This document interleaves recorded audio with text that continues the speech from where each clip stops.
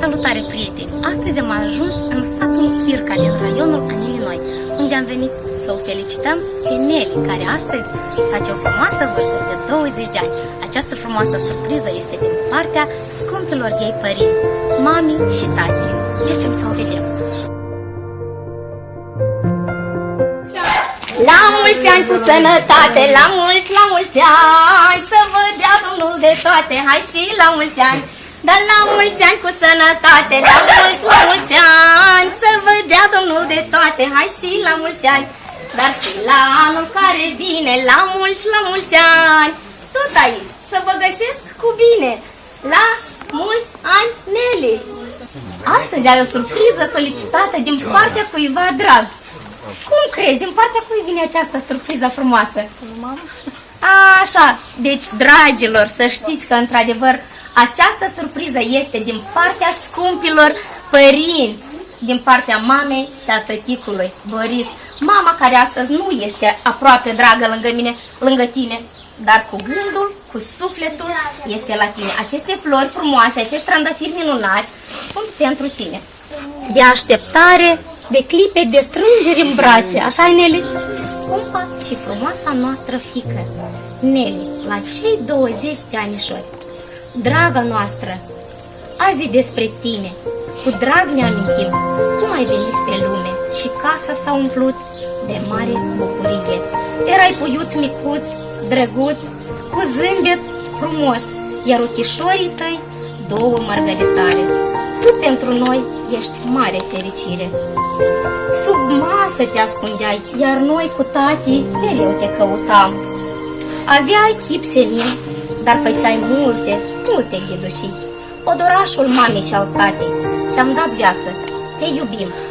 Azi nu-ți sunt alături, copilul meu iubit, dar este tata, sora. Azi 20 de anișori tu ai. La mulți ani, fetița mamei, nu uita niciodată cât de mult noi te iubim. Fie ca îngerul tău păzitor să fie mereu alături. Fii fericită, ficuliță, lângă al tău ales. În suflet să păstrezi credință, iubire, mereu să te înconjoare și nu uita că ești o fiică minunată. Ai sufletul frumos, noi ne mândrim cu tine. Fii fericită, draga noastră, la mulți ani.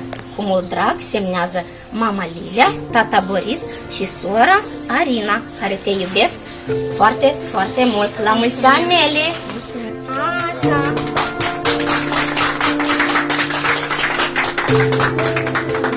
Și desigur, mă...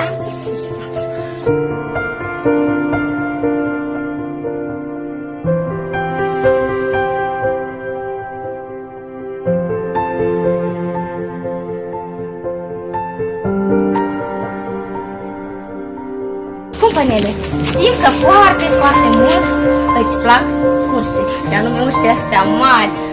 Mami și tati au solicitat acest urs frumos cu o inimă pentru tine și, desigur, o ramă personalizată care te-aș ruga să citești ce scrie aici. Tare! Nelly, te iubim. O să zic așa: m-am rugat la Dumnezeu să fiu fericit și eu, să ne dea o mândră fată, să fim noi mamă și tată. M-am rugat la Dumnezeu să fiu fericit și eu, să ne dea o mândră fată, să fim noi mama și tată. Fata tatei, fata mamei, tu ești cel mai scump odor. Pentru noi tu ești o floare, mândră și fermecătoare. Fata tatei, fata mamei, nu compar nimic în lume. Pentru noi tu ești o floare, mândră și fermecătoare. La mulți ani, Nele. Mulțumesc. Uite, aici sunt toți cei dragi pentru tine, Nele. Toți. Poți veni mai aproape de noi. Așa. Așa. Cu mare drag. Și mai urmează.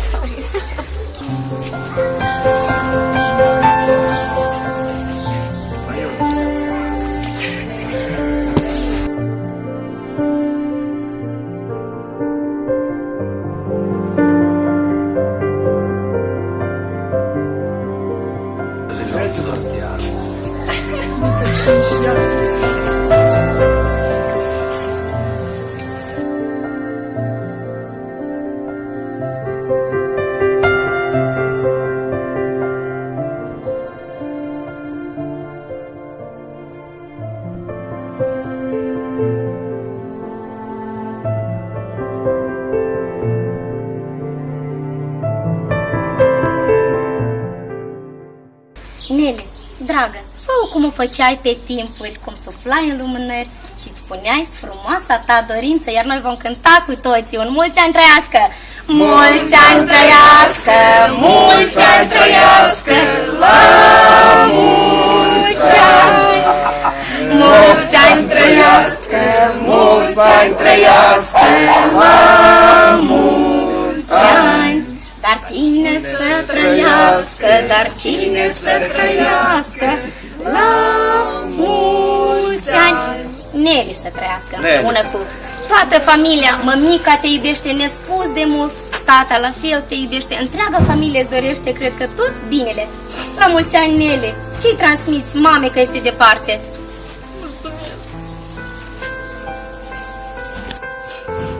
Mulți ani! Un mare salut pentru doamna Lilia. Doamna Lilia, să fiți sănătoasă și să știți că cei de acasă vă duc dorul. Hai să-i transmitem așa Eu toți. iubesc Lilia, te așteptăm, mamă, te așteptăm. Hai încolo. Eu tare o iubesc și eu pe mama și mulțumesc mult pentru surpriza asta, pe neașteptat a fost și tare plăcut. Mulțumesc! Nouă nu ne rămâne decât să vă urăm o sărbătoare pe cinste, multă sănătate și să serviți această tortă cu toți cei dragi care sunt astăzi lângă tine, Nele. Fii fericită! La mulți ani! Domnul Boris, să știți că mă bucur enorm de mult că am ajuns astăzi și sunteți azi aici lângă Nele. Și o să cânt câteva versuri. Are tata două fete frumușele și cochete, fetele tati, fetele, să vă fie sănătoase fetele, iar dumneavoastră să aveți doar bucurii de la ele.